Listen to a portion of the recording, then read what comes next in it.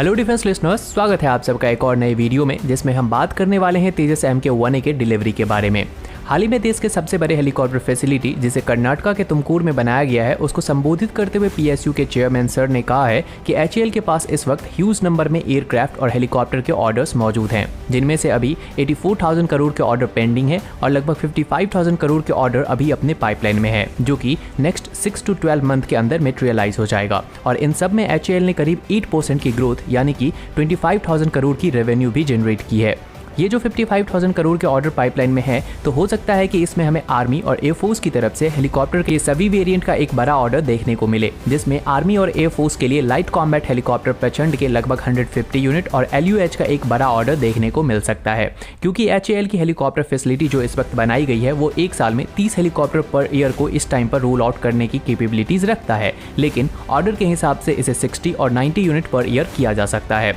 वहीं तेजस MK1A की delivery को लेकर उनका कहना था कि अगले साल के फरवरी 2024 तक HAL IAF को अपना पहला तेजस MK1A फाइटर जेट डिलीवर कर देगा, जिसके बाद पर ईयर 16 फाइटर जेट के हिसाब से साल 2029 तक सारे 83 तेजस MK1A और ट्रेनर को भारतीय वायुसेना को डिलीवर कर दिए जाएंगे।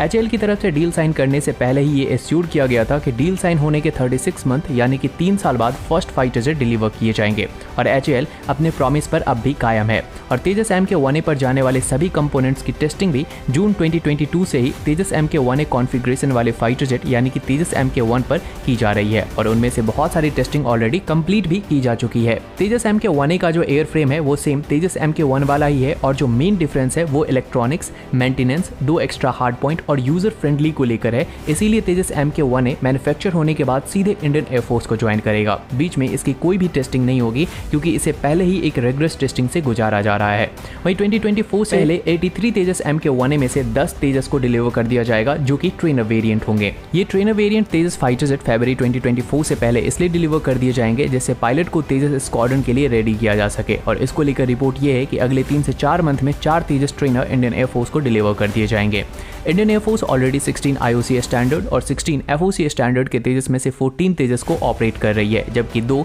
HAL टेस्टिंग के लिए यूज कर रहा है। वहीं साल 2029 तक का टाइमलाइन इसलिए रखा गया है ताकि तब तक तेजस MK2 भी बनकर तैयार हो जाए और उसी सेम प्रोडक्शन लाइन से तेजस MK2 की डिलीवरी भी स्टार्ट की जा सके। तेजस MK2 के रोल आउट प्रोसेस को लेकर उनका कहना था कि साल 2024-25 में इस फाइटर जेट का रोल आउट किया जाएगा। वहीं उसके बाद 3 साल इसकी टेस्टिंग के लिए लगेंगे और फिर 2 साल इसे प्रोडक्शन में जाने के लिए लगेगा, यानी कि अगर साल 2025 में ये रोल आउट होता है तो साल 2030 तक ये अपने प्रोडक्शन में होगा, जिसके बाद ऑर्डर मिलते ही इसका प्रोडक्शन स्टार्ट कर दिया जाएगा। वहीं advance medium combat fighter jet यानी कि एमका को लेकर उनका कहना था कि इस पर वर्क फास्ट ट्रैक मोड में चालू है और जल्द ही फंडिंग के बाद इसके प्रोटोटाइप पर वर्क किया जाएगा।